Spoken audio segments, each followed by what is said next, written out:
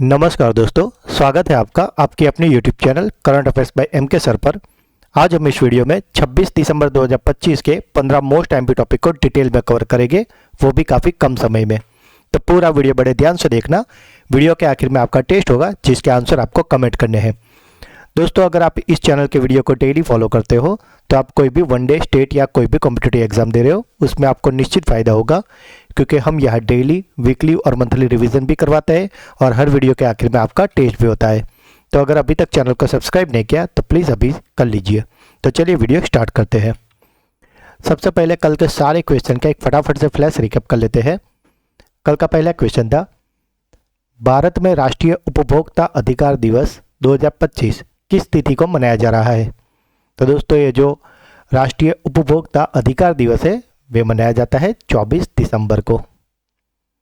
हाल ही में किस देश ने अपना पहला पॉलीमर 1 रियाल नोट जारी किया है? तो दोस्तों, ये जो पॉलीमर रियाल नोट है इसे जारी किया है ओमान ने।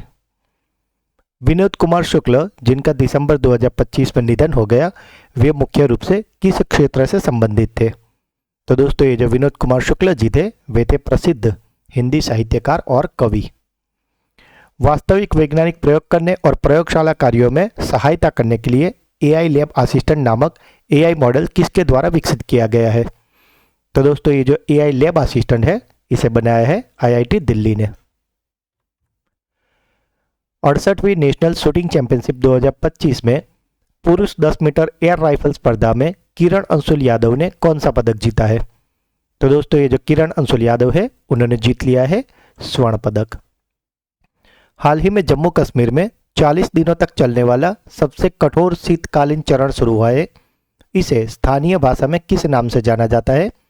तो दोस्तों, ये जो सबसे ज़्यादा ठंड पड़ने वाले 40 दिन होते हैं उसे जम्मू कश्मीर में स्थानीय भाषा में कहते हैं चिल्लई कला। प्रतिष्ठित BW legal world under 40 lawyer award 2025 से निम्नलिखित में से किसे सम्मानित किया गया है? तो दोस्तों, ये जो BW legal world 40 lawyer award था जो कि 40 साल से कम उम्र वाले वकीलों को दिया जा रहा है और ये दिया गया है शुभम अवस्थी को। सऊदी अरब के राजा सलमान बिन अब्दुल अजीज ने किस देश के सेना प्रमुख को सऊदी अरब के सर्वोच्च नागरिक सम्मान किंग अब्दुल अजीज मेडल से सम्मानित किया है? तो दोस्तों, ये जो किंग अब्दुल अजीज मेडल है वे दिया गया है पाकिस्तान के सेना प्रमुख को। भारत ने गुजरात के लोथल में राष्ट्रीय समुद्री विरासत परिसर को विकसित करने और समुद्री विरासत को बढ़ावा देने के लिए किस देश के साथ MOU पर हस्ताक्षर किए हैं? तो दोस्तों, भारत ने ये लोथल के विकास के लिए हस्ताक्षर किए हैं नीदरलैंड के साथ। संयुक्त हवाई अभ्यास जिसका नाम है वीर गार्जियन 2025 वो भारत और किस देश की वायुसेना के बीच हुआ है? तो दोस्तों, आपको याद रखना है ये वीर गार्जियन जो एक्सरसाइज होती है यानी कि सैन्य अभ्यास होता है वे भारत करता है जापान के साथ। वर्ष 2025 में सूफी संत ख्वाजा मोइनुद्दीन चिश्ती का 814 उर्स महोत्सव कहाँ मनाया जा रहा है? तो दोस्तों, ये जो उर्स मनाया जा रहा है जो कि सूफी संत ख्वाजा मोइनुद्दीन चिश्ती का है वे है राजस्थान की अजमेर में। WHO ने किस देश में निर्मित एक नई कम लागत वाली मौखिक हैजा वैक्सीन यानी कि ओरल कोलेरा वैक्सीन को मंजूरी दी है? तो दोस्तों, ये जो ओरल कोलेरा वैक्सीन है इसे बनाया है अपने देश भारत ने। कला और साहित्य के क्षेत्र में विशिष्ट योगदान के लिए फ्रांस सरकार द्वारा प्रतिष्ठित सेवेलियर डील ऑर्ड्रे डेश आर्ट्स एट डेश लेटर्स इस नाम का जो अवार्ड है वे किसे दिया गया है? तो दोस्तों, ये जो फ्रांस सरकार द्वारा कला और साहित्य का प्रतिष्ठित अवार्ड है वे दिया गया है रवि डीसी को। दिसंबर 2025 में ICC महिला T20I गेंदबाजी रैंकिंग में भारत की ओर से किस खिलाड़ी ने शीर्ष स्थान हासिल किया है? तो दोस्तों, ये जो T20I गेंदबाजी रैंकिंग है इसमें शीर्ष स्थान हासिल किया है दीप्ति शर्मा ने। चेन्नई इंटरनेशनल फिल्म फेस्टिवल में किस अभिनेता को सर्वश्रेष्ठ अभिनेता के पुरस्कार से सम्मानित किया गया है? तो दोस्तों, ये अवार्ड दिया गया है शशि कुमार को और उनकी फिल्म थी टूरिस्ट फैमिली के लिए। तो दोस्तों, ये थे कल के 15 मोस्ट एमपी टॉपिक जिसे हमने कल के वीडियो में काफ़ी डिटेल में और अच्छे से कवर किया है। तो अगर अभी तक आपने वो वीडियो नहीं देखा तो उसका लिंक डिस्क्रिप्शन में उसे ज़रूर देख लीजिए और इसका PDF आपको हमारे टेलीग्राम चैनल से मिल जाएगा जिसका लिंक भी नीचे दिया हुआ है। तो चलिए स्टार्ट करते हैं आज के क्वेश्चंस। भारत में सुशासन दिवस यानी कि गुड गवर्नेंस डे किस तिथि को मनाया जा रहा है? तो दोस्तों ये जो गुड गवर्नेंस डे यानी कि सुशासन दिवस है, ये मनाया जाता है 25 दिसंबर को। पूर्व प्रधानमंत्री अटल बिहारी वाजपेयी की जयंती के सम्मान में इस दिन की शुरुआत की गई थी और इसकी स्थापना 2014 में प्रधानमंत्री नरेंद्र मोदी के नेतृत्व वाली सरकार द्वारा की गई थी। टेस्ट एटलास 2025-26 रैंकिंग के अनुसार दुनिया के 100 सर्वश्रेष्ठ खाद्य शहरों में किस भारतीय शहर ने शीर्ष स्थान हासिल किया है? तो दोस्तों ये जो टेस्ट एटलास 2025-26 की रिपोर्ट आई है, जिसमें दुनिया के 100 सर्वश्रेष्ठ खाद्य शहर है, उसमें भारत का जो टॉप पे है वे शहर है मुंबई। मुंबई को दुनिया में 5वां स्थान मिला है और यह लगातार दूसरा वर्ष है जब मुंबई ने इस प्रतिष्ठित सूची में टॉप 10 में अपनी जगह बनाई रखी है। मुंबई दुनिया के शीर्ष 10 खाद्य शहरों में शामिल होने वाला एकमात्र भारतीय शहर है। मुंबई की इस सफलता का श्रेय इसके विविध स्ट्रीट फूड जैसे कि वड़ा पाव, पाव भाजी, भेलपूरी, मोदक और बॉम्बे बिरयानी के लिए दिया गया है। मुंबई के अलावा अन्य भारतीय शहरों की अगर बात करें जिन्होंने टॉप 100 में जगह बनाई है, तो वे है अमृतसर जिसको 48 नंबर, दिल्ली 53, हैदराबाद 54, कोलकाता 73 और चेन्नई 93 की पोजीशन उन्होंने हासिल की है। और अगर सभी देशों की बात करें तो सभी देशों की सूची में भारत को 13वां स्थान प्राप्त हुआ है। भारत का कौन सा राज्य 3 साल का रोलिंग बजट तैयार करने वाला पहला राज्य बन गया है? तो दोस्तों ये जो रोलिंग बजट है इसे तैयार किया है मध्य प्रदेश सरकार ने। पुरुष लिस्ट ए क्रिकेट में शतक लगाने वाले सबसे कम उम्र के खिलाड़ी कौन बने हैं? तो दोस्तों ये जो पुरुष की जो लिस्ट ए क्रिकेट है, इसमें सेंचुरी लगाने वाले सबसे कम उम्र के खिलाड़ी बन गए हैं Vaibhav Suryavanshi. Exam point of view की अगर बात करें तो वैभव सूर्यवंशी ने यह उपलब्धि 17 साल और 20 दिन की उम्र में ही हासिल कर ली है, जिससे वे लिस्ट ए क्रिकेट में सबसे कम उम्र के शतक बनाने वाले विश्व के पहले खिलाड़ी बन गए हैं। उन्होंने ये ऐतिहासिक शतक विजय हजारे ट्रॉफी के एक मैच के दौरान बनाया है, जहां उन्होंने बिहार की ओर से खेलते हुए मिजोरम के खिलाफ यह शानदार प्रदर्शन किया है। इससे पहले ये रिकॉर्ड की बात करें तो ये अंबाती रायडू ने 16 साल 107 दिन की उम्र में यह रिकॉर्ड बनाया था। उन्होंने 2001 में आंध्र प्रदेश के लिए गोवा के खिलाफ खेलते हुए यह उपलब्धि हासिल की थी। भारत ने दिसंबर 2025 में किस देश को $450 मिलियन का पुनर्निर्माण पैकेज देने की घोषणा की है? तो दोस्तों ये जो भारत ने जो $450 मिलियन के पुनर्निर्माण पैकेज घोषणा की है, वे दी है श्रीलंका को। और इसका उद्देश्य यह है, जो चक्रवात आया था दितवा, उसके कारण जो विनाश हुआ था, उसके बाद श्रीलंका के पुनर्निर्माण और मानवीय सहायता के लिए ये दिए गए हैं।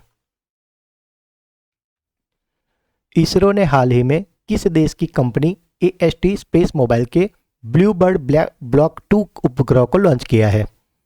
तो दोस्तों ये जो AST स्पेस मोबाइल है और जिसका ब्लू बर्ड ब्लॉक 2 उपग्रह को लॉन्च किया है, वे देश है अमेरिका।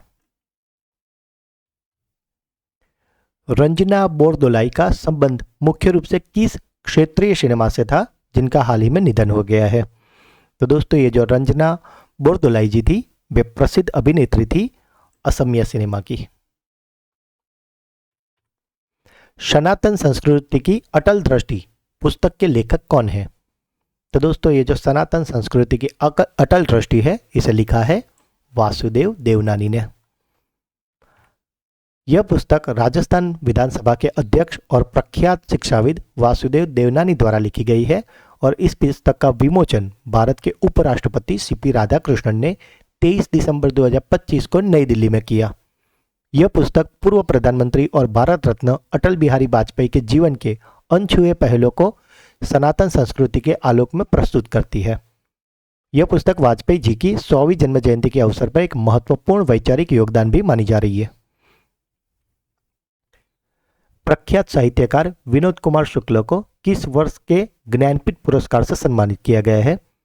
दोस्तों अभी कल के वीडियो में ही हमने एक और क्वेश्चन इन्हीं के बारे में कवर किया था, जिसमें था कि विनोद कुमार शुक्ला जी को साहित्य अकादमी पुरस्कार किस साल को मिला था। तो दोस्तों अगर आपने कल का वीडियो देखा है तो आप इसका आंसर कमेंट में करें। और आज बात हो रही है ज्ञानपीठ पुरस्कार जो कि दिया गया था 2024 में। किस राज्य सरकार ने अपनी 100 दिवसीय रोजगार योजना जिसका नाम था कर्मश्री उसे बदलकर अब रख दिया है महात्मा श्री, और ये नाम रखा है महात्मा गांधी जी को सम्मान देने और उन्हें याद करने के हेतुसर। तो ये जो कर्मश्री का नाम बदलकर महात्मा श्री कर दिया है वे किया गया है पश्चिम बंगाल में।